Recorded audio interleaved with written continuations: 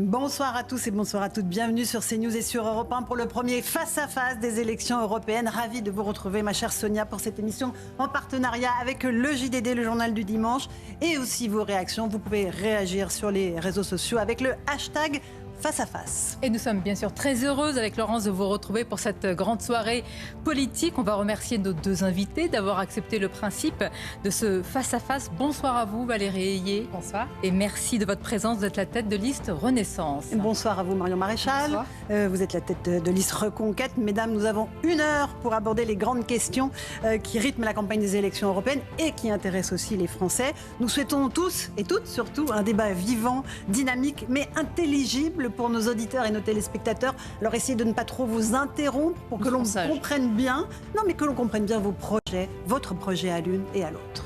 Et les grands thèmes qui sont proposés ce soir, qui touchent évidemment aux préoccupations des Français. Quelle agriculture française en Europe, alors que la colère de nos paysans reste vive? Et puis, où est-ce qu'on trouve le pouvoir aujourd'hui, en France ou à Bruxelles? Au programme de ce face-à-face, également les enjeux de sécurité pour la France et sur le continent, dans un contexte de guerre en Ukraine. Et puis, nous aborderons également la question migratoire en Europe et plus largement l'enjeu fondamental, évidemment, de notre souveraineté. Souveraineté européenne ou souveraineté française? Alors, vous connaissez toutes les règles. Le temps sera réparti équitablement entre vous deux. Vous avez le chronomètre sous les yeux, donc vous verrez et vous pourrez vous calibrer l'une et l'autre. Le tirage au sort vous a désigné Valérie Ayé pour commencer. C'est donc Marion Maréchal qui fera la conclusion. Et avant d'aborder d'autres premiers thèmes, nous démarrons ce face-à-face par des questions d'actualité. En l'espace de quelques jours, Valérie Ayé, nous avons connu le drame de Viry-Châtillon. Un adolescent, Chemseddine, est mort après avoir été tabassé à tabac. Le choc est évidemment immense. À Montpellier, la jeune Samara a été violemment agressée. D'abord, comment vous qualifiez ce qui s'est passé? Quels mots vous mettez sur une telle situation et une aussi grande gravité? D'abord, je voudrais évidemment avoir un mot pour la famille de Chemseddine et pour Samara et sa famille également. Ce qui s'est passé, ces actes sont inqualifiables, innommables, insupportables. Pourtant, dans l'école de la République, et l'école de la République doit être préservée, doit rester un sanctuaire. Et dans le contexte qu'on connaît, il y a deux réactions, ceux qui commentent et qui souvent exploitent des drames comme celui-là. Certains l'exploitent en ce moment? Oui, qui instrumentalisent. Vous pouvez les nommer? Pour diviser, l'extrême droite notamment, et puis d'autres qui agissent. Et moi, je suis dans le camp de ceux qui agissent en responsabilité. C'est pas facile d'agir. C'est évident. On voit encore qu'il y a des drames comme cela, mais très clairement, l'école doit rester un sanctuaire. Il faut davantage protéger les professeurs. Et évidemment, je voudrais avoir une pensée pour Dominique Bernard et Samuel Paty. Il faut davantage protéger des élèves. On s'y emploie avec la majorité présidentielle en exercice depuis 2017. Créer les conditions pour que l'école reste un sanctuaire. Marion Maréchal, comment est-ce que vous qualifiez ces deux événements? Un qui a conduit à la mort d'un jeune, l'autre une jeune fille gravement blessée. Oui, écoutez, est-ce que vous nommez les choses? Oui, déjà je regrette que la moitié du temps de parole soit consacrée à la dénonciation d'une soi-disant instrumentalisation, parce que je pense qu'on gagnerait du temps à poser les véritables mots MOTS sur ce qui se passe à l'école. Et ces mots, ils sont de deux ordres. D'une part, l'école est victime collatérale, si je puis dire, de l'ensauvagement général de la société. Et on aura l'occasion d'en reparler peut-être, dû à un cadre, selon moi, à la fois de laxisme judiciaire et de destruction de l'autorité de l'État. Et un autre mot qui est celui de la gangrène islamiste. Et vous disiez que vous faites partie de ceux, Madame Ayé, qui agissent. Moi, je vous le dis, je ne vois pas aujourd'hui des actes à la hauteur de la gravité de la situation. Il n'y a pas seulement ce cas de cette jeune fille qui a été lynchée parce qu'elle a eu l'outrecuidance de ne pas porter le voile ou de se teindre les cheveux. Il y a l'effondrement général aujourd'hui à l'école de la laïcité. Enfin, je ne vais pas vous décrire le tableau. Vous avez vu ces proviseurs qui démissionnent parce qu'ils ont peur. Vous avez vu ces professeurs qui n'osent plus utiliser le mot juif lorsqu'ils enseignent la Seconde Guerre mondiale ou montrer des tableaux de nus de la Renaissance ou même utiliser simplement l'expression « n'écris pas comme un cochon » de peur de se faire reprocher cela par des élèves étudiants. Donc la situation est dramatique. Et quand je vous dis je ne vois pas les actes, je veux dire, il y a quelques jours de cela, moi j'étais à Château-Chinon, donc en Bourgogne, dans cette campagne pittoresque, au milieu de vaches, se trouve l'Institut européen des sciences humaines. L'Institut européen des sciences humaines, c'est une école coranique qui forme aujourd'hui des imams et qui reçoit des personnes de toute l'Europe et qui a été fondée par les frères musulmans. Cette école aujourd'hui est ouverte et elle n'a pas été fermée par le gouvernement français. J'étais à Saint-Chamond, dans la Loire, il y a peu. Il y a là-bas une mosquée une mosquée tenue par Miligorus, qui est aussi un courant islamiste qui est instrumentalisé aujourd'hui par l'État turc pour imposer la charia en Europe et en France. C'est pas moi qui le dis, c'est les services de renseignement allemands ou ce sont les rapports parlementaires. Je vous donne là 2 exemples. Et quelle conclusion en tirez-vous par rapport la conclusion, au gouvernement elle est très simple. C'est qu'aujourd'hui, il y a donc des associations islamistes qui sont dans la revendication d'un projet de conquête, qui sont toujours à l'œuvre et qui gangrènent notre jeunesse et subvertissent notre jeunesse. Il y a des mosquées salafistes, une centaine d'après les services de renseignement, qui sont toujours ouverts. Il y a des fichiers S, y compris étrangers, qui sont sur le sol français et qui ne sont pas expulsés. Bref, je ne vois pas l'action dont vous parlez. Et donc, malheureusement, ça finit par se ressentir. Madame Ayé, vous voulez répondre ? L'action dont on parle, elle est très concrète. C'est le discours des Mureaux qui s'est traduit directement par la loi sur le séparatisme. Avec la loi sur le séparatisme, on a renvoyé des imams étrangers. On a fermé des associations qui ne respectent pas notre valeur. On exige le respect de notre pacte républicain. C'est ça l'action pour davantage protéger nos valeurs et notre laïcité. Et je voudrais quand même faire une remarque. Vous associez systématiquement musulmans et islamisme. Moi, je fais la distinction. Ce qui se passe à l'école, Madame Ayé, ce sont des offensives islamistes. Les musulmans, je fais la distinction entre les musulmans et l'islam. Ce sont des offensives islamistes radical. Dans les écoles et donc, de la République. Contre l'islamisme, on a effectivement cette loi sur et donc, le séparatisme pour protéger contre l'école des frères musulmans. Pourquoi vous n'interdisez pas? On agit. Dès lors qu'ils rentrent dans le cadre de la loi, on agit. Mais donc, qu'est-ce que vous faites contre les frères musulmans aujourd'hui, qui est une organisation islamiste reconnue terroriste même par un certain nombre de pays? L'Autriche a interdit, par exemple, ce courant. Pourquoi vous ne faites rien? Pourquoi vous laissez ces institutions ouvertes? Pourquoi vous laissez ces mosquées ouvertes? Quelle est la justification à cela? Dans le cadre de la loi, on examine si ces associations, ces structures ont vocation ou pas, si elles répondent ou pas à notre pacte républicain. Si c'est le cas, elles ont vocation à exister. Si ça n'est pas le cas, eh bien, elles sont fermées. Donc, et les imams sont renvoyés. On est dans le pacte républicain. Sur CNews et sur Europe 1, Valérie Ayé, Marion Maréchal. On continue sur les questions d'actualité, Sonia. Pardonnez-moi, je vous relance, vous n'avez pas quand même qualifié ce qui se passe, vous dites c'est innommable, inqualifiable. Est-ce que vous parleriez, comme avait dit Emmanuel Macron, d'un ensauvagement de la société aujourd'hui? Je fais le constat d'une hyperviolence, parfois, de la société, parfois de nos jeunes également, qui peut être accentuée sur les réseaux sociaux. On a vu notamment le cyberharcèlement, le harcèlement, et donc on a agi aussi pour réguler les réseaux sociaux. Et clairement, il faut qu'on accompagne nos jeunes pour sortir de cette cyberviolence. Vraiment, la solution à l'ensauvagement, c'est de réguler les réseaux sociaux. C'est l'un des éléments. C'est l'un des éléments. Pas possible. Ne le niez pas. Le premier élément que vous mettiez en avant, c'est quand même de réguler les réseaux sociaux. Pas seulement. À l'école, très clairement, on met plus de moyens pour l'éducation nationale, on met en place des brigades dédiées, on accompagne les professeurs, on s'assure 3 meurtres par jour. On s'assure que les enfants harceleurs changent d'établissement. 41 agressions par heure. Ça commence par là.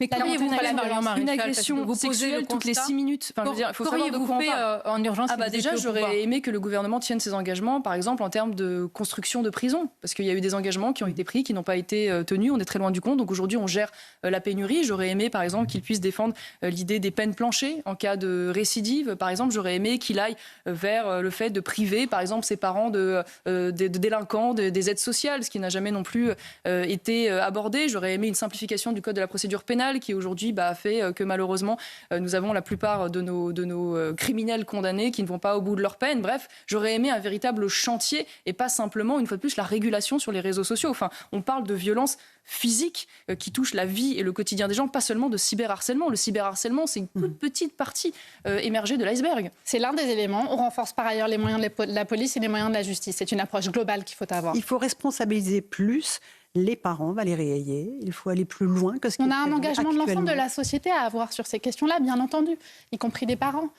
Du corps enseignant, des responsables politiques. Il faut qu'on puisse répondre en responsabilité et j'engage l'ensemble des partis politiques et des responsables politiques à discuter sur cette question pour accompagner au mieux nos enfants et faire en sorte que des drames comme cela, effectivement... Mais comment on fait quand des enfants ont peur d'autres enfants, quand des professeurs ont peur de certains élèves, quand un proviseur du lycée Maurice Ravel, même si sa décision est contrainte de partir, est-ce qu'il y a une forme de démission Il faut accompagner...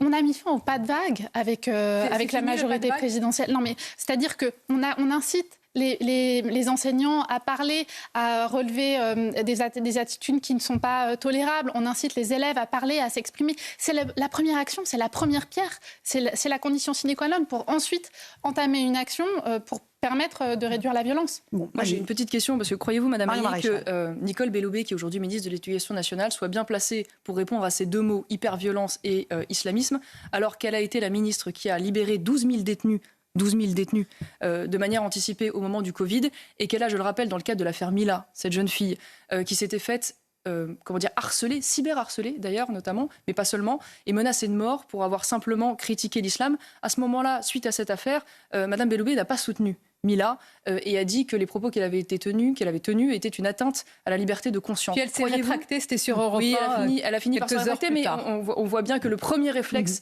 a été celui-ci. Donc, croyez-vous qu'aujourd'hui, cette ministre, au regard de ce passif, soit bien placée pour répondre à ces deux mots ? Elle a été accompagnée, elle a été protégée. C'est pas grâce à vous. Elle a été accompagnée par les services français. C'est pas le sentiment qu'elle a. Elle témoigne encore régulièrement.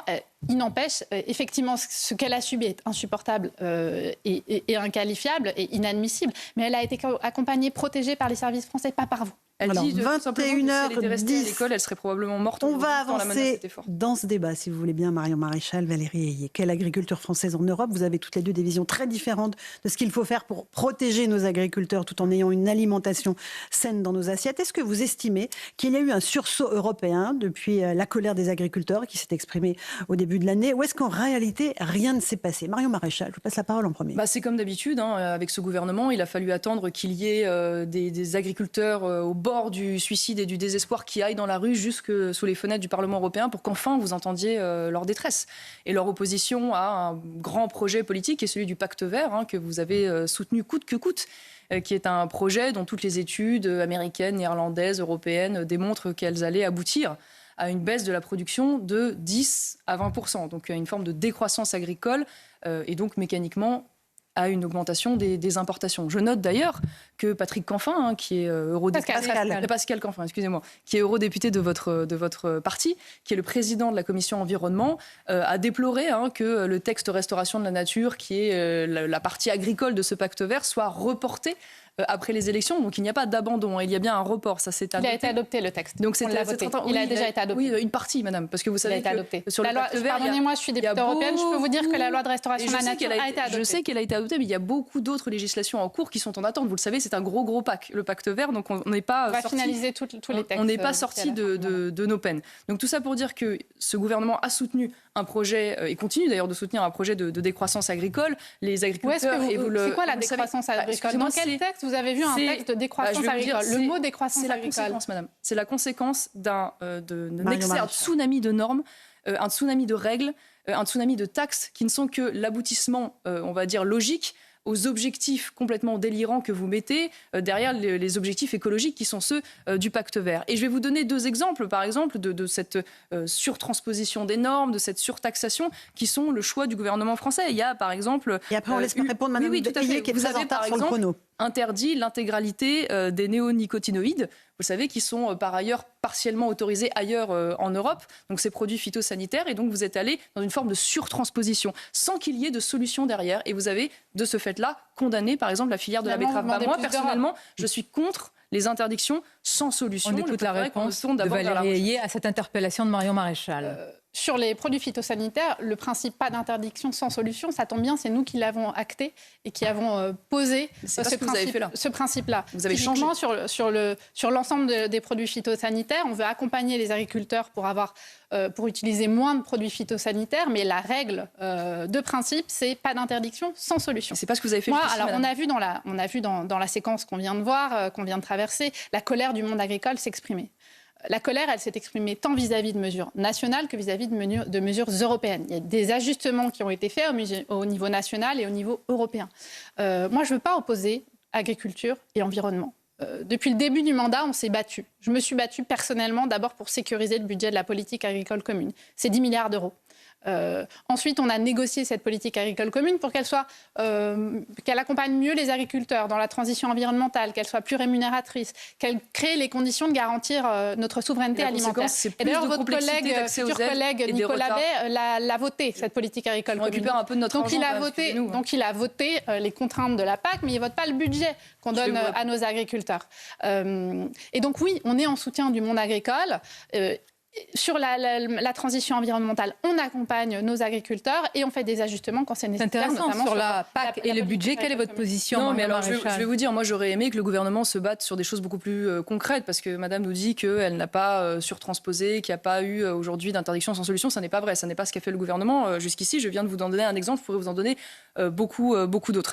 J'aurais aimé que le gouvernement, par exemple, se batte sur la possibilité de mettre en place la préférence nationale dans la restauration collective. Ça aurait été un beau combat européen à mener, parce que le droit européen ne nous le permet pas. On accélère sur la restauration collective avec des objectifs de production locale. Le problème, c'est que vous avez préféré consacrer 7 ans de votre temps à voter justement le pacte vert, qui en fait est l'agenda des écologistes et du fanatisme écologique, plutôt que de vous battre sur ces mesures de bon sens qui auraient permis de déboucher sur un véritable marché considérable pour nos agriculteurs. Je rappelle, c'est 2,5 milliards de repas chaque année, alors qu'il y a aujourd'hui moins de 50% de la viande consommée dans la restauration collective qui est issue de la France et de notre pays. Donc ça, c'était un vrai combat à mener. Une autre vision qui nous sépare radicalement, vous parliez de la PAC, la politique agricole commune, qui aujourd'hui, à travers des objectifs écologiques, est devenue, là aussi, sous votre impulsion, plus contraignante. Les agriculteurs expliquent que c'est encore du temps, de l'administratif supplémentaire, qu'ils ont donc des retards dans le fait de toucher ces aides. Moi, j'aurais aimé qu'on soit non pas dans une écologie punitive, mais une écologie incitative. C'est-à-dire que j'étais d'accord avec le commissaire, pour le coup,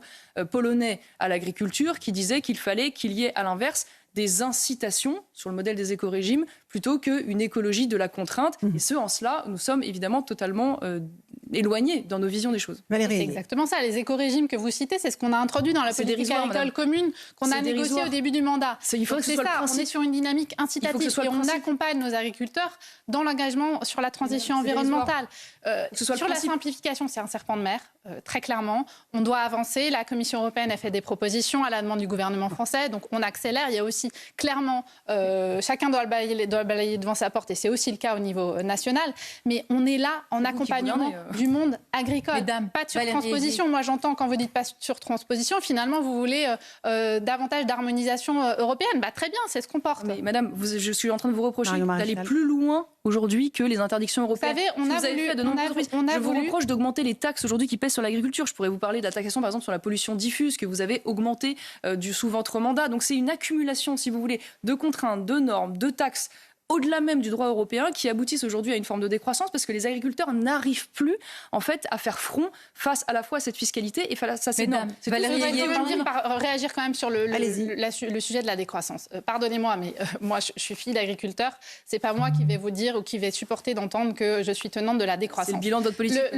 On a perdu 100 000 agriculteurs en 10 ans. La politique agricole commune, c'est le premier budget, c'est la plus grosse part du budget européen. Donc, on ne va pas dire qu'on assume la décroissance si le budget européen est essentiellement dédié à l'agriculture. Moi, j'assume les NGT. Vous savez ce que c'est, les NGT ? Explique-moi. Oui, c'est les techniques génomiques. Les nouvelles techniques génomiques qui permettent d'accompagner les agriculteurs avec des semences nouvelle génération pour que leurs produits soient plus... Mais moi, je suis d'accord avec ça. Mais vous n'êtes pas obligé d'augmenter les contraintes à côté. Et qu'on puisse accompagner davantage les agriculteurs. Et puis, accords commerciaux. Pardon, mais sur les enjeux d'accords commerciaux, pardonnez-moi, il y a une question qui se pose. Et apporter des débouchés à nos agriculteurs, en plus de la restauration collective et du produire local. Qui nous regardent sur CNews et qui nous écoutent sur Europe 1 se pose une question. Où est le pouvoir ? Est-ce que vous avez deux visions très différentes sur l'agriculture et sur l'Europe ? Est-ce que le pouvoir est encore en France ? Est-ce qu'on a notre souveraineté ou est-ce qu'il est à Bruxelles ? Mais il est négocié, tous les textes dont on parle aujourd'hui sont négociés au Parlement européen et avec les États. Le processus, il est démocratique. L'Europe, elle est démocratique. Et on travaille ensemble à 27. Alors, on ne gagne pas sur tout, bien évidemment, parce que c'est ça aussi la logique du compromis. Mais on sait fixer nos lignes rouges, nos priorités. Et tout ce dont on parle aujourd'hui, ça a été négocié. L'Europe et les règles, et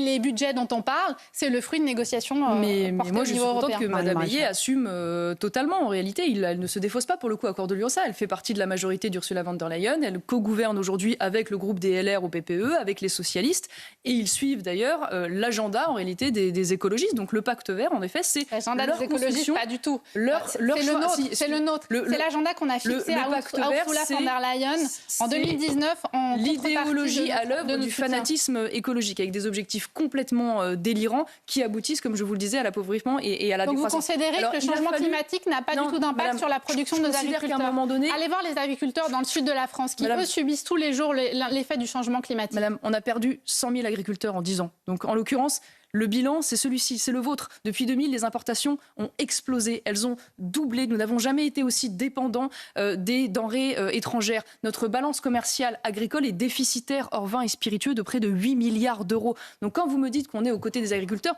moi je veux bien que vous soyez dans une espèce de déclaration d'autosatisfaction, mais excusez-moi de vous dire que ce n'est pas le sentiment qu'ils ont. Malgré tout et ça, s'ils sont vous allés voulez rester dans l'Union européenne, Marion Maréchal. Oui.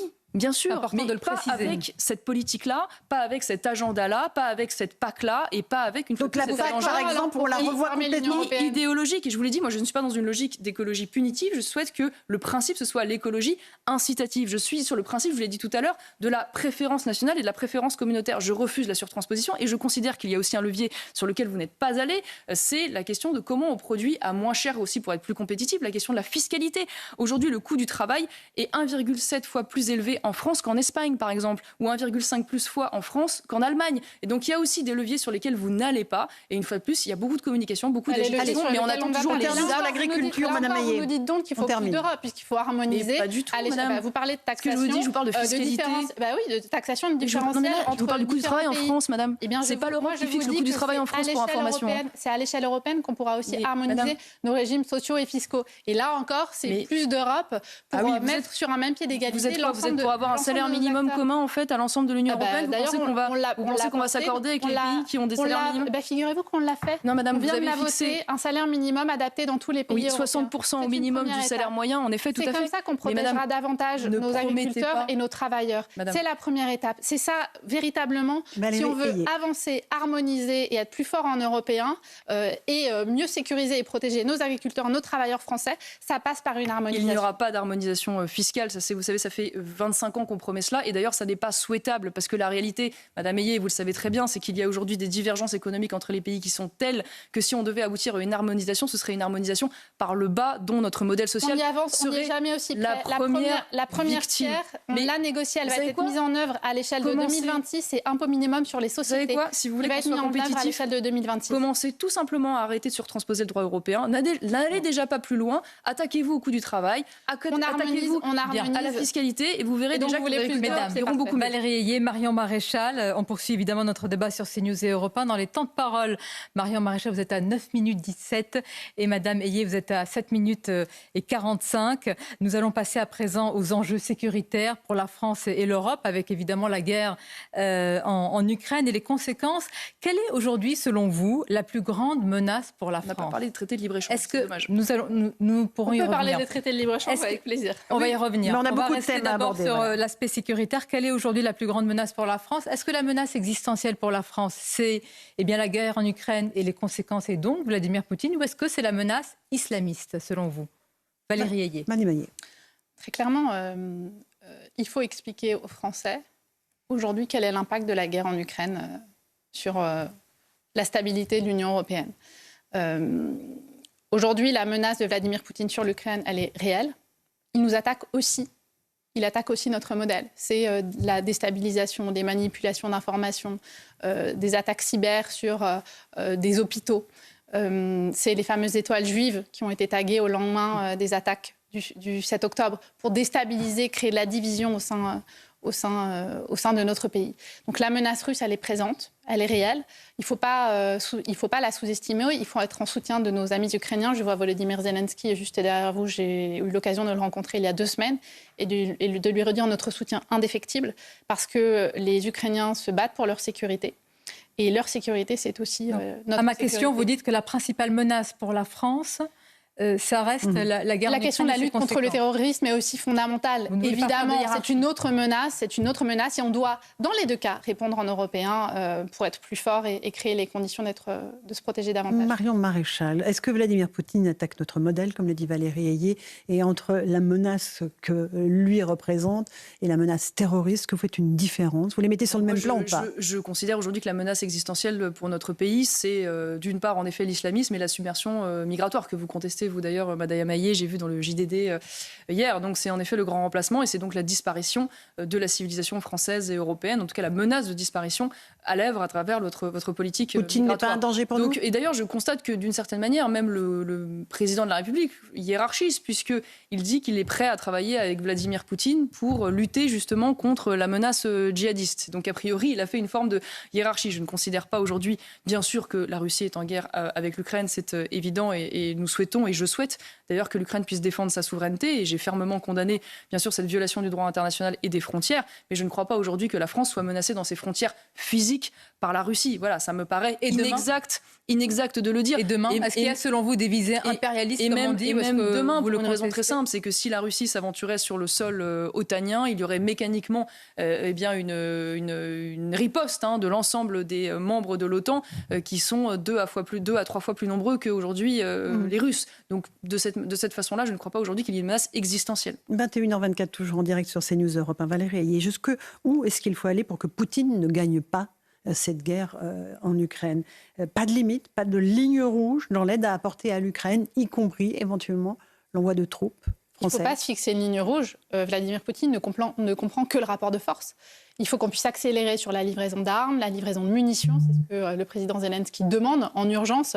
Il faut qu'on apporte tout le soutien nécessaire à l'Ukraine pour qu'elle sorte victorieuse de cette guerre, qu'elle recouvre son intégrité territoriale, et qu'on l'aide non pas aussi longtemps que possible, mais le plus rapidement possible et de façon la plus intense possible, pour qu'elle puisse dans les Ukrainiens qu'on contribuera à notre souveraineté. Par ailleurs, sur la perspective d'adhésion à l'OTAN et d'élargissement à l'Union européenne, ça ne se fera pas demain matin, mais c'est important, y compris pour le moral des troupes. Pourquoi ? En quoi c'est important ? C'est le symbole. L'Ukraine, aujourd'hui, elle se défend évidemment pour récupérer son intégrité territoriale, mais elle se bat aussi pour nos valeurs. Elle se bat pour nos valeurs de liberté, de démocratie, de paix. Et d'ailleurs, malheureusement, cette guerre nous rappelle à quel point notre projet européen, il est fort aussi. On a bâti l'Europe pour préserver un monde de paix. Et l'Union européenne, pour le moment, elle nous le garantit. Et on a aux portes de l'Union européenne un pays qui veut intégrer l'Union. Pour créer les conditions de la paix, il faut qu'on se prépare à la guerre, à jouer le rapport de force avec Vladimir Poutine, parce que lui ne nous fera pas de cadeaux. Mes collègues qui sont baltes, qui sont polonais, me le disent très clairement. Évidemment, quand on est français, on se dit la Russie c'est loin, l'Ukraine c'est loin. L'Ukraine, les frontières de l'Ukraine, elles sont à 1000 km de Strasbourg. Aux confins de l'Europe. Il y a autant en distance que Strasbourg et Brest. Si demain Vladimir Poutine gagne en Ukraine, c'est une certitude. Il n'en restera pas là. C'est-à-dire ? Et potentiellement, il attaque d'autres pays de l'Union européenne, enfin des pays membres de l'Union européenne. Donc, il faut jouer le rapport de force. Moi, je suis allée en Ukraine. J'ai vu aussi, pour réagir aux propos du président de la République, les Ukrainiens ont remercié Emmanuel Macron d'avoir eu un propos jouant sur le rapport de force et m'ont-ils dit qui a changé les termes du débat. Qui a changé les termes du débat. Ça veut dire que le message à Vladimir Poutine, il est clair. On ne se fixe pas nous-mêmes des lignes rouges. Nous avons compris le rapport de force et nous serons jusqu'au bout aux côtés des Ukrainiens. Et ça a beaucoup de valeur en Ukraine et dans le débat public international. Marion Maréchal, c'est une posture gaulienne ou pas ? Je réponds là-dessus parce qu'on a parlé tout à l'heure. Je crois même que vous êtes pour la mise en place d'une armée européenne. Si je ne me trompe pas, j'ai cru. Voilà. Donc moi, j'aimerais qu'on sache exactement de quoi on parle parce que je crois que vous êtes également, j'en suis même sûre, pour la fin de l'unanimité. En Europe, c'est-à-dire la fin du droit de veto potentiel d'un pays. Donc ça veut dire que si on cumule ces deux propositions, demain, des soldats français pourraient être envoyés en guerre sur un théâtre extérieur sans l'accord de la France. Voilà. Je veux bien qu'on comprenne de quoi on parle. Il y a déjà de la coordination aujourd'hui et des équipes qui travaillent ensemble. Ça existe déjà. Ça existe déjà la coopération aujourd'hui, ensemble. aucun soldat français, madame, n'est envoyé sur un territoire étranger en guerre sans l'aval de la France. Voilà. Et ne met sa vie de en jeu. souveraineté. Parce que quand on envoie un soldat, si vous voulez, jouer sa vie sur un théâtre d'opération, c'est pour défendre défendre les intérêts français. Voilà. Et donc moi, je suis très attachée à cette idée. Je considère qu'il ne faut pas d'armée européenne parce que l'armée, c'est évidemment le corollaire de la diplomatie européenne. Or, je souhaite que la France puisse conserver la singularité de sa voie diplomatique, son autonomie, son indépendance et qu'elle a un rôle spécifique à jouer de ce point de vue-là. Donc voilà deux sujets qui nous opposent radicalement. Autre sujet évidemment qui nous oppose, c'est la question de l'intégration de l'Ukraine à l'OTAN. Même les Américains y ont renoncé parce qu'ils ont bien compris qu'intégrer l'Ukraine aujourd'hui ou demain à l'OTAN, c'est mécaniquement prendre le risque d'une escalade vers une troisième guerre mondiale et un conflit nucléaire. Évidemment, ce serait totalement irresponsable. Et enfin, moi je suis opposée personnellement à toute forme de nouvel élargissement. Je considère qu'on a déjà beaucoup de choses à régler à 27 et qui dysfonctionnent dans cette Union européenne. Donc ça vaut pour des pays comme la Turquie, mais aussi pour l'Ukraine, pour des raisons d'ailleurs en partie liées également à la question agricole. Je sais, Madame Ayé, que vous avez commencé par voter d'ailleurs l'ouverture des marchés européens aux denrées agricoles ukrainiennes. Alors sur ce sujet comme sur d'autres, le gouvernement a fini par changer d'avis ou rétropédaler, mais en tout cas la conséquence, c'est qu'on a eu une explosion de la concurrence déloyale sur un certain nombre de marchés, notamment celui de la volaille, puisque vous n'êtes pas sans savoir que l'Ukraine, c'est un quart des terres agricoles européennes, c'est un salaire minimum autour de 200 €, c'est des exploitations qui sont parfois grandes comme le Jura. Bref, c'est une concurrence insoutenable, pour notre agriculture qui est déjà concurrence déloyale pour les agriculteurs. Alors, ce qu'on a dit vis-à-vis des Ukrainiens, c'est qu'on aide évidemment les Ukrainiens, mais on a apporté des mesures d'ajustement pour s'assurer que les produits ukrainiens qui arrivent sur notre marché, ils ne viennent pas déstabiliser notre marché. Donc on a eu des mesures d'ajustement s'agissant du poulet, notamment. Après, il y a la question du blé.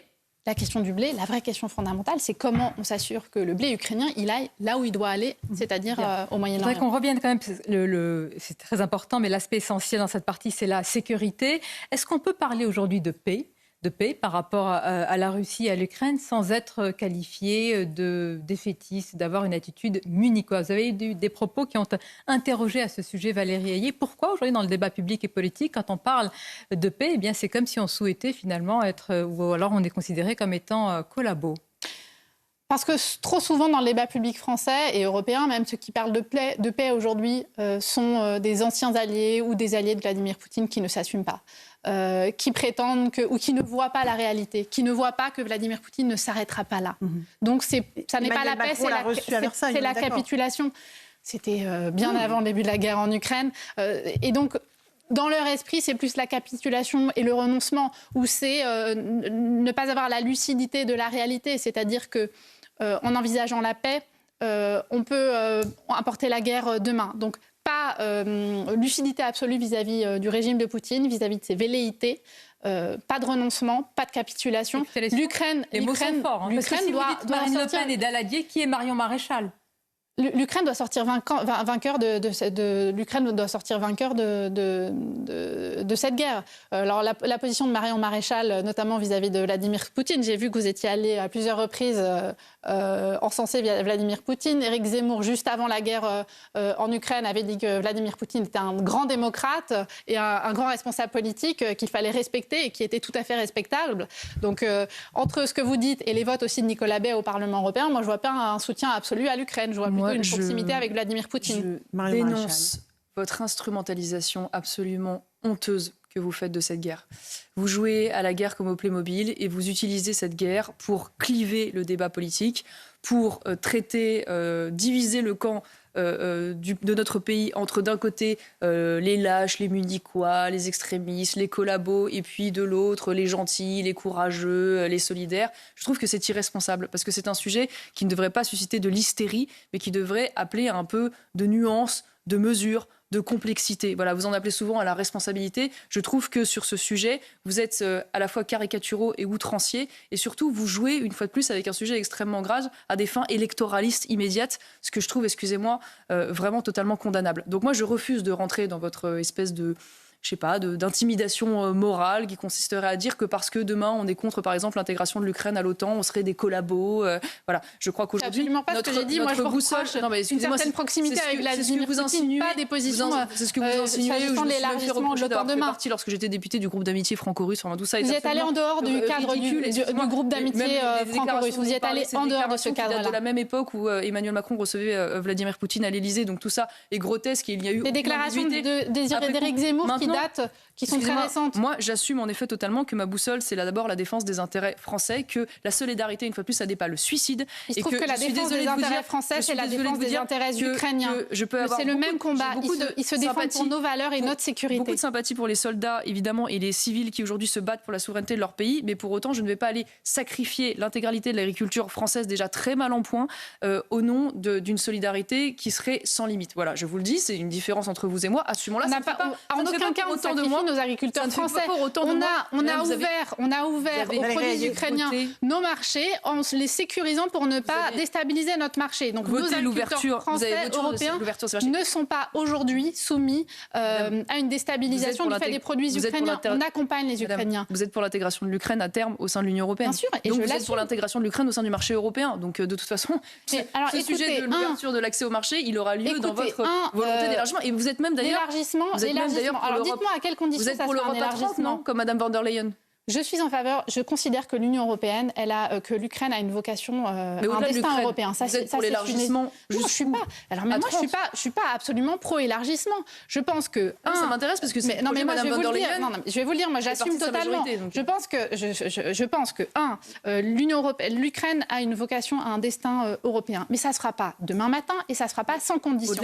Tout élargissement doit se faire sur la base du mérite. C'est la condition sine qua non. Donc je vais pas vous répondre élargissement par élargissement. La condition du mérite, ça veut dire les réformes qui sont menées dans chacun des pays. Et puis, il faut que nous-mêmes, on puisse se réformer. On est dans une Europe qui dysfonctionne, avec votre ami Viktor Orban, qui, à la première occasion, fait du chantage et oppose des vétos pour obtenir davantage d'argent pour son pays, ou simplement pour cacher une proximité avec Vladimir Poutine et gagner du temps. Viktor Orban, votre allié, c'est le cheval de Troie de Vladimir Poutine aujourd'hui. Et donc, on a un problème, nous, au sein même de l'Union européenne, il faut qu'on puisse se réformer. Donc, c'est la réalité aujourd'hui du débat politique. Élargissement, vocation européenne de l'Ukraine. Est-ce que pour vous, l'intégration de la Turquie est une option envisageable ? Non. Absolument pas. Très bien, au moins là c'est clair. Non mais écoutez, excusez-moi, je vous signale qu'aujourd'hui, votre majorité continue de verser des crédits à la Turquie en vue de son intégration au sein de l'Union européenne. On a des accords de partenariat avec la Turquie. Moi, je suis extrêmement prudente. Il y a une procédure d'intégration en cours avec des crédits qui sont versés sous votre majorité. Je suis d'accord avec vous sur le fait qu'il faut la cesser. Et donc moi j'aurais aimé avoir la réponse, mais je ne l'ai pas eu. Est-ce que vous êtes comme Madame Ursula von der Leyen, pour l'Europe à 30, est-ce que c'est quelque chose que vous visez ou pas ? Mais moi, je ne suis pas pour l'Europe à 30 en termes d'objectifs. Je pense que l'outil de l'élargissement est un outil aussi de puissance géopolitique. Moi, je m'oppose à toute nouvelle forme d'élargissement. Sur la base de conditions qui doivent être respectées. Et par ailleurs, un élargissement, ça ne se fait pas d'un claquement de doigts comme ça. Les Ukrainiens, ils n'intégreront pas demain matin. Et ça nécessite du travail, de la négociation. Absolument. Les exploitations ukrainiennes, ce sont des immenses exploitations. Je n'imagine pas qu'on intègre l'Union européenne avec la politique agricole commune d'aujourd'hui. Il faut qu'on se réforme, c'est une réalité. Si l'Ukraine je suis tout à fait confiante sur notre capacité à intégrer l'Ukraine dans 10-15 ans. Souvenez-nous, en 1986, l'Espagne... on avait le même débat en 1986 quand l'Espagne a intégré l'Union européenne. On en est où aujourd'hui ? C'est notre capacité de négocier, de préserver cette politique agricole commune. Je peux vous garantir que je ne sais pas si je serai encore députée européenne au moment où l'Ukraine intégrera l'Union européenne, mais je me battrai, je continuerai de me battre comme je l'ai fait depuis le premier jour. Vous préservez les crédits de la politique agricole commune. Contre vous, vous êtes opposés. Vous n'avez pas soutenu le financement de la politique agricole commune avec Nicolas Bay. De vouloir ouvrir les marchés sans cesse. J'aurais aimé qu'on puisse en parler à la fois d'ailleurs à l'extérieur des frontières européennes, mais aussi à travers ce marché. Mais dans le même temps, vous ne faites rien pour avoir une politique plus compétitive en France. On a un déficit commercial historique. Je ne connais pas un agriculteur français qui vous dira qu'il faut fermer les frontières françaises. Je ne connais pas un agriculteur français qui vous dira j'ai pas besoin du marché européen. Et vous allez trouver un agriculteur français. J'ai pas besoin du marché européen et je suis en attente d'harmonisation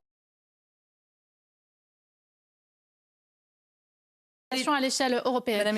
Et sur les accords commerciaux, c'est une réalité. Aujourd'hui, nos agriculteurs ont besoin d'accords de commerce.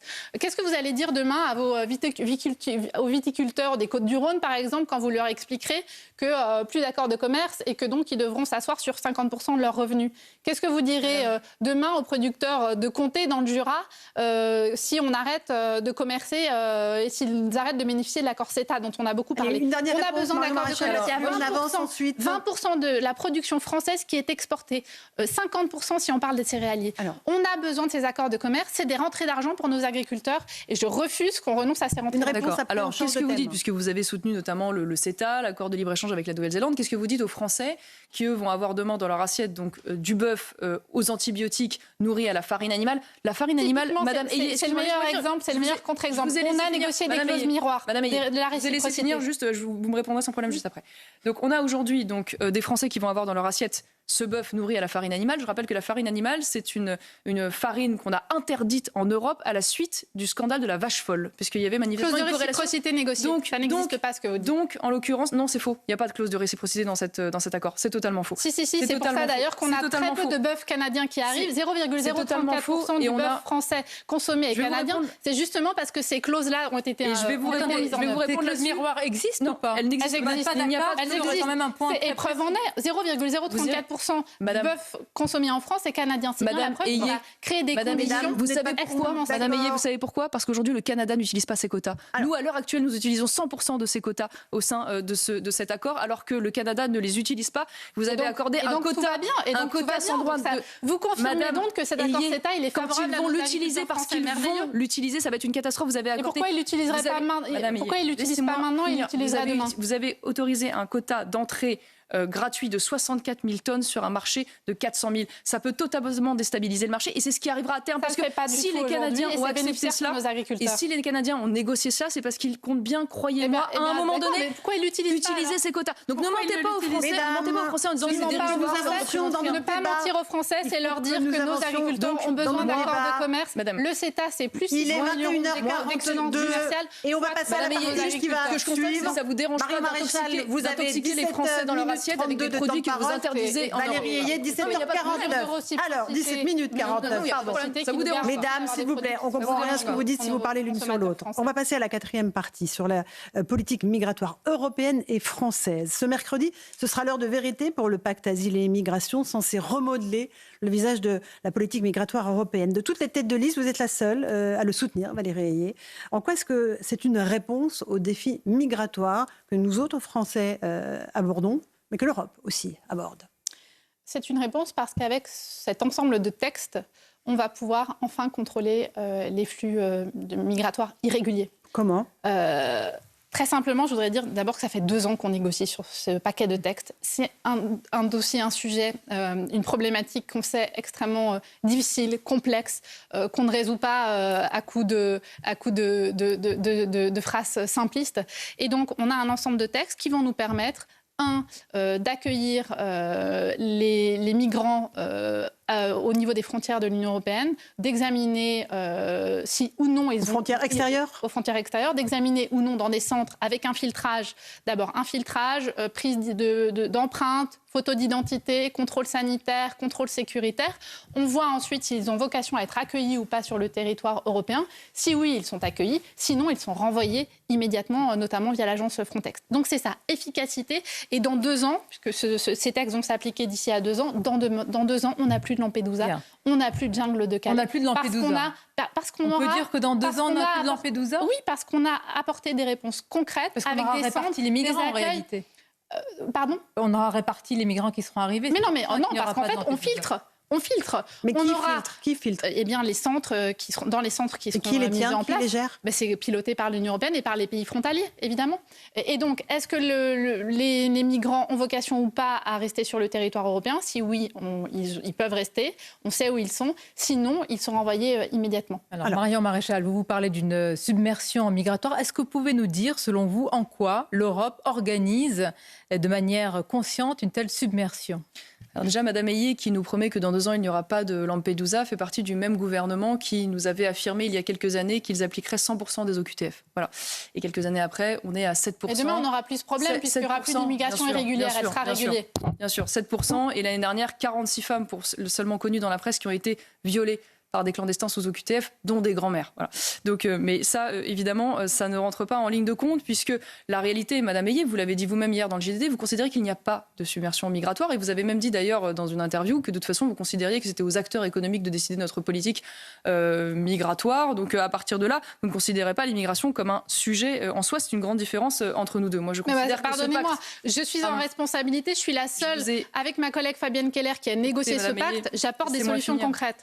Je considère que nous sommes très loin avec ce texte de répondre à la situation, puisqu'il n'y a jamais eu, je rappelle quand même, autant d'immigration clandestine aux frontières européennes. Et d'ailleurs, vous détenez, vous, avec votre gouvernement, le record historique d'immigration à la fois légale et illégale sur le sol français. Mais ça, on y reviendra peut-être. Donc, pas sûr que vous soyez très bien placé pour aujourd'hui mener cette politique. Ce texte, il veut répartir de manière forcée les migrants sur le sol européen. Moi, j'aurais préféré, voyez-vous, que vous défendiez, vous êtes opposé à l'époque face à Giorgia Meloni, le blocus naval européen. Mais Giorgia Meloni, elle l'a pas mis en place.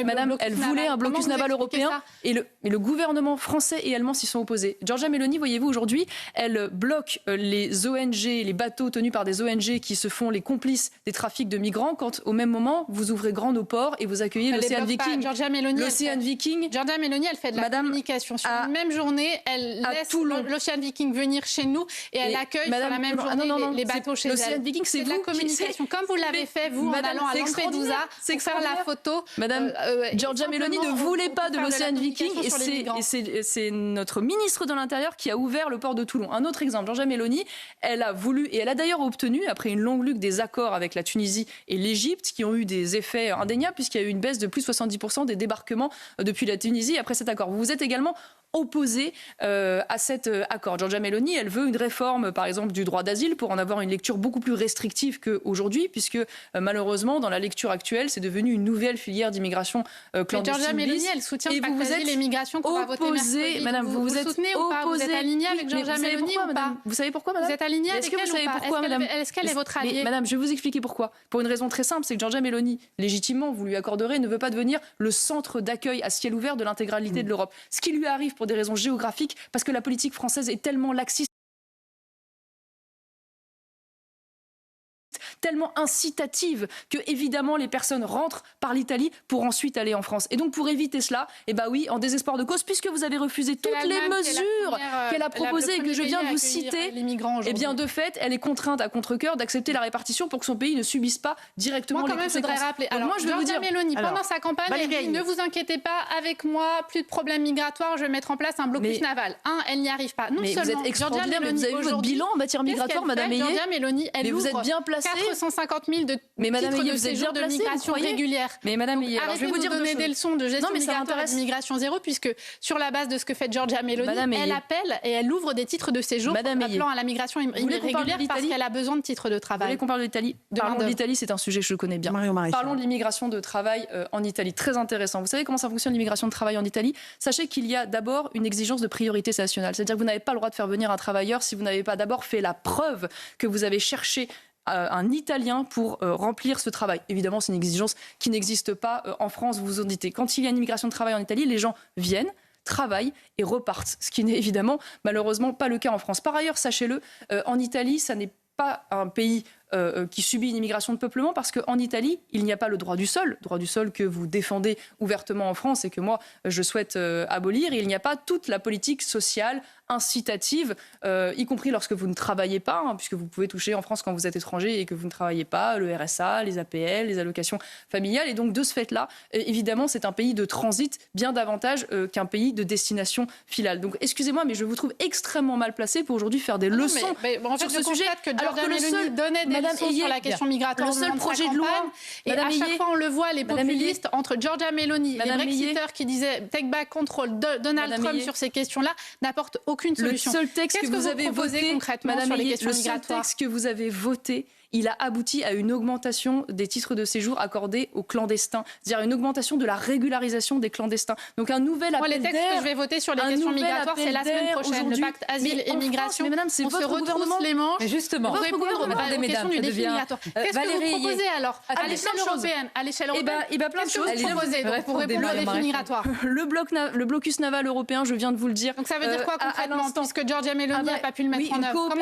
Une coopération militaire de moyens moyens matériels sur le modèle de l'opération Sophia. C'est-à-dire que vous faites quoi? Il y a des bateaux qui arrivent et vous tirez sur les gens. L'opération Sophia. Vous tirez sur les migrants? Non, pas du tout. C'est démanteler les trafics de passeurs, c'est faire en sorte d'intercepter les bateaux pour les ramener sur les côtes d'origine. L'immigration, c'est merveilleux. Mais pourquoi le CR, pourquoi Nicolas Bay ne va pas le voter? Si. Lutte contre les réseaux de passeurs, renvoi à la frontière. Je suis pour les accords avec les pays de départ. Soutien à Frontex, à laquelle vous vous opposez et vous vous opposez encore aujourd'hui. Je suis pour le financement des hotspots à l'étranger, c'est-à-dire des centres d'études des demandes d'asile à l'extérieur de nos frontières pour éviter justement que ce soit une incitation à l'immigration clandestine. Avec qui? Je suis pour une réforme, mais tous les pays, madame, nécessaires, qui sont aujourd'hui des pays de départ. Je suis également pour une réforme de Schengen pour que la libre circulation dorénavant soit réservée aux Européens et non plus aux personnes extra-européennes. Voilà des pistes très concrètes et je suis bien sûr pour une réforme aujourd'hui du droit d'asile puisqu'il y a une liste des pays sûrs qui est à revoir parce que malheureusement aujourd'hui elle est beaucoup trop large et qu'il faut donc recentrer selon moi le droit d'asile parce qu'il était à l'origine, c'est d'abord la défense et l'accueil des personnes qui sont des militants politiques menacés dans leur pays et non pas simplement une immigration économique qui arrive massivement sur une question d'asile.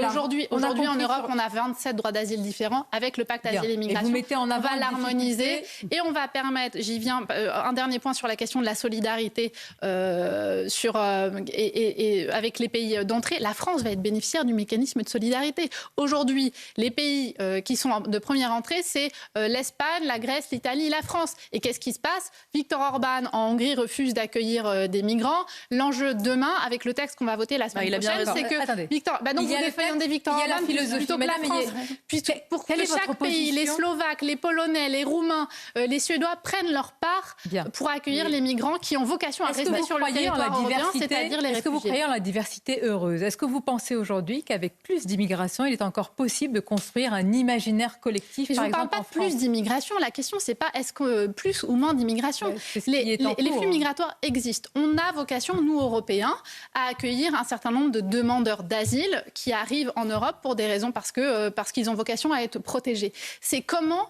c'est pas plus ou moins, c'est comment on gère les flux migratoires. À un moment de la gestion, je vous pose une question un peu plus philosophique. Est-ce que vous estimez que c'est une chance? Est-ce que c'est un défi? Est-ce que c'est un problème? Est-ce que vous croyez à une diversité heureuse, à une société multiculturelle ou pas? C'est un défi.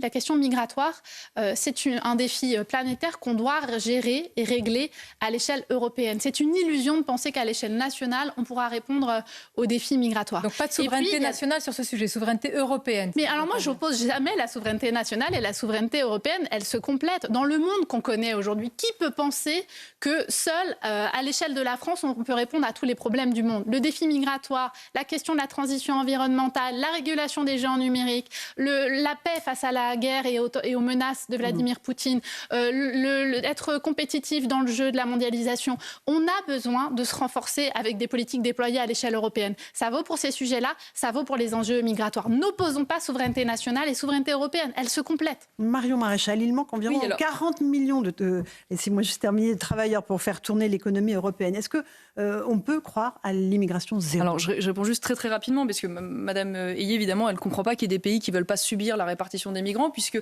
c'est un projet, la répartition des migrants en France. C'est même un projet d'immigration et de répartition de peuplement. Ce sont les mots d'Emmanuel Macron. Dans tous les villages de France et de Navarre, on va avoir des dizaines de milliers de migrants qui vont être installés. Non, il s'agit de réfugiés qui ont vocation à rester sur le territoire européen.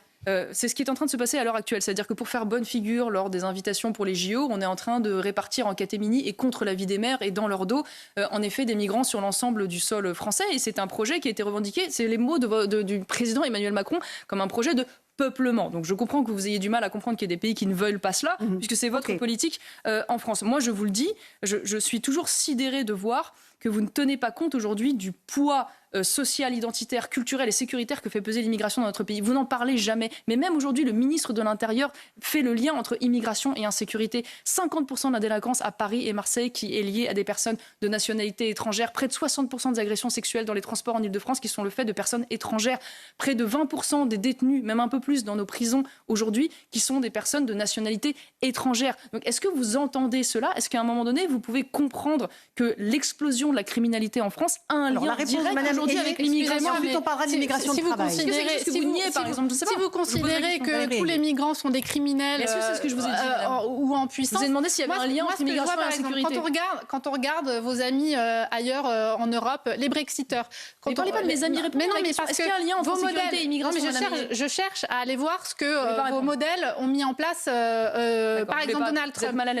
Je ne suis pas mal à l'aise. Donald Trump, la criminalité a explosé sous Donald Trump. Mais qu'est-ce que vous dites Donald Trump? C'est simplement parce que vous avez le même modèle et la même obsession sur le lien entre la migration et la criminalité. Vous n'avez tellement pas envie de me répondre qu'en fait vous allez chercher Donald Trump dans le débat pour vous défausser et pas me dire qu'il y a un lien criminalité, mais que je ne lie pas les sujets migratoires aux sujets de criminalité. Vous avez votre lien entre l'immigration et l'insécurité. Marion Maréchal. Non, mais c'est très intéressant. Mais l'immigration de travail, vous ne m'avez pas répondu, c'est important. Mais c'est très intéressant parce que si Mme Ayé nie le fait qu'il y a un lien entre immigration et insécurité, évidemment, elle ne veut pas réguler ou réduire l'immigration. Donc ça, c'est tout à fait la question que je vous pose, c'est les contrôles faire fonctionner l'économie européenne et française. Est-ce qu'il faut des immigrants? Moi, je vous le dis aujourd'hui, nous sommes dans un pays où il y a près de 6 millions de chômeurs, toutes catégories confondues. Il y a aujourd'hui 5 millions de pauvres. Il y a aujourd'hui un taux d'inactivité, d'ailleurs, chez les résidents étrangers qui est beaucoup plus important que chez les Français. Il y a à peu près chez les résidents algériens, c'est pas mes chiffres, c'est ceux de l'INSEE. 42% aujourd'hui des résidents algériens sur le sol français qui sont sans activité et sans emploi. Il y a près d'1,3 million de jeunes en âge de travailler qui ne sont ni en formation, ni en activité, ni en emploi. Donc moi, je vous le dis, plutôt que de faire venir une fois de plus une immigration de travail qui se cumule sur toutes les autres, pitié, commençons déjà par faire en sorte que ces personnes sans emploi et sans formation retrouvent un travail, donc en particulier dans ces métiers. Attention, mais pour ça, madame, encore faut-il faire l'effort, ce dont vous êtes incapable depuis le début de ce mandat, de faire en sorte que le travail paie correctement et donc de rapprocher le net du brut, donc de bêcher les charges sur les salaires. Mais pour cela, il faudrait évidemment faire des économies à la fois sur l'immigration et sur l'assistanat, chose qui n'a jamais été une piste. Vous êtes à 24 minutes 30, Madame Ayé est à 23 minutes 03. Vous répondez, puis j'ajoute une question corollaire à celle de Laurence. Est-ce que vous pensez que l'immigration peut venir résoudre le problème de natalité ou plutôt de dénatalité dans notre pays ? D'abord, je voudrais quand même rappeler un point sur le pacte asile et migration qu'on va voter la semaine prochaine. Il y a des contrôles de sécurité à l'entrée. Donc toutes les personnes réfugiées qui intégreront le sol européen seront contrôlées, on sait exactement qui ce sera et elles pourront exercer et vivre pleinement sur le territoire européen en reconnaissant que souvent c'est compliqué de savoir exactement qui rentre. Hein, mais c'est bien l'objet du pacte asile et migration avec ce qu'on appelle un screening en bon français, c'est-à-dire du filtrage. Et là, vous n'arrivez pas à les renvoyer. Pour être sûr. Demain, on le fera. Mais demain, on le fera. C'est tout le changement et cette révolution du moyen d'avoir des accords avec les pays de départ. On renforce Frontex, c'est l'essentiel. Et par ailleurs, on travaille sur des accords avec les pays de départ. Des accords consulaires. Mais oui, vous êtes incapable de le faire. Vous êtes à cette d'application d'OQTF. Et ça, c'est la vie d'avant le pacte asile et migration. Non, mais madame, moi, je vous apporte des solutions concrètes avec ce pacte. Le pacte asile et migration, il ne règle pas le problème des laissez-passer consulaires. Là, vous excusez-moi. Justement, au contraire, on peut travailler sur les visas aussi. Voilà pour le premier point. Deuxième point. Sur la natalité, rapidement. Alors, c'est donner crédit à la théorie selon laquelle, à la théorie de Marion Maréchal Le Pen, ce serait donner crédit à la théorie de Marion Maréchal Le Pen sur le grand remplacement. Aujourd'hui, on a 7%. Aujourd'hui, on a 7% de Français d'origine étrangère, d'étrangers, pardonnez-moi, en France. En 1930, c'était 5%. C'est normal, madame. Il est où le grand remplacement ? Vous distribuez la nationalité française comme des petits pains. Vous avez donné la nationalité française à 400 000 personnes entre 2017 et 2021. On a besoin de régulariser des gens qui travaillent dans des conditions... on va probablement, toutes nous quatre, dans des restaurants à Paris. Malheureusement, il y a la réalité de travailleurs qui travaillent, qui respectent nos valeurs. Ce discours de beaux parisiens. Pardonnez-moi. Vous êtes exactement au même temps de parole. Heureusement que j'ai les migrants à Laval, aller en faire le sale boulot dans mes cuisines et faire mon ménage et puis avoir mes Uber Eats, bien pratique. À Laval, en Mayenne, pas de caricature. Excusez-moi, vous en rendez compte. C'est la réalité des travailleurs aujourd'hui dans les cuisines. Pour faire du ménage, dans les exploitations, pour faire les vendanges. Il faut qu'on puisse aussi accueillir ces travailleurs. Vous allez pouvoir le dire dans la conclusion. C'est la dernière partie. Je remercie. On a respecté comme on dit, le chrono et le temps de parole à une poussière de seconde près. Et place à la conclusion à présent, Laurence. Alors, c'est Valérie Ayé qui va commencer la conclusion et c'est Marion Maréchal qui va conclure. Madame Ayé. Alors, merci. Je pense que ce soir, nous aurons vu ce qui sépare la majorité présidentielle de l'extrême droite aujourd'hui.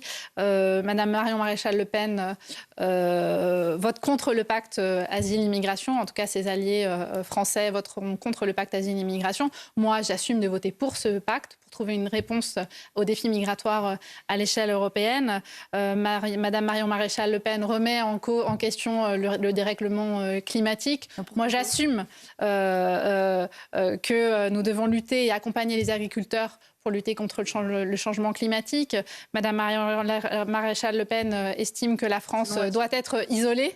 Moi, j'assume que c'est en Européen que nous devons se créer les conditions d'être compétitifs dans le jeu mondial et pour faire rayonner nos entreprises et nos agricultures. Donc, en fait, vous pensez que cette élection européenne ne sert à rien. Moi, je pense que cette élection européenne, elle est utile parce que c'est en européen qu'on va régler le problème migratoire, la question de la transition environnementale, la régulation des géants du numérique encore, et créer les conditions d'être une vraie puissance économique à l'échelle européenne. Donc, nous avons besoin d'Europe. La conclusion à présent pour Marion Maréchal. Je ne vais pas répondre à cette litanie d'éléments de langage. Je vais simplement vous dire une chose, c'est que le 9 juin prochain, vous avez la possibilité de battre Emmanuel Macron au Parlement européen. Parce que ça, et Madame Hayet, vous ne me le contesterez pas, s'il y a un groupe aujourd'hui qui peut battre le vôtre au Parlement européen, c'est le groupe auquel j'appartiens, c'est le groupe des conservateurs et réformistes européens. Non seulement, évidemment, pour dépasser votre groupe et donc faire en sorte de casser la majorité d'Ursula von der Leyen, pour pouvoir avoir une Europe non plus gouvernée au centre et à gauche, comme c'est le cas aujourd'hui avec vous, mais véritablement à droite pour défendre notre civilisation. Et donc, ce n'est pas les LR qui peuvent vous offrir ça, parce que les LR aujourd'hui gouvernent avec vous au Parlement européen. Ce n'est pas malheureusement non plus le RN, parce qu'aujourd'hui, ils sont isolés au Parlement européen. C'est bien aujourd'hui Reconquête. Et donc, le 9 juin prochain, je ne peux qu'inviter ceux qui souhaitent véritablement changer cette Union européenne, de saisir cette opportunité historique et de voter pour notre liste afin de battre Emmanuel Macron. Merci beaucoup à toutes mesdames. les deux. Merci à vous. Valérie Ayé, Marion Maréchal, merci Sonia. La Laurence. soirée politique se poursuit sur CNews et sur Europe 1. Sur CNews, Julien Pasquet.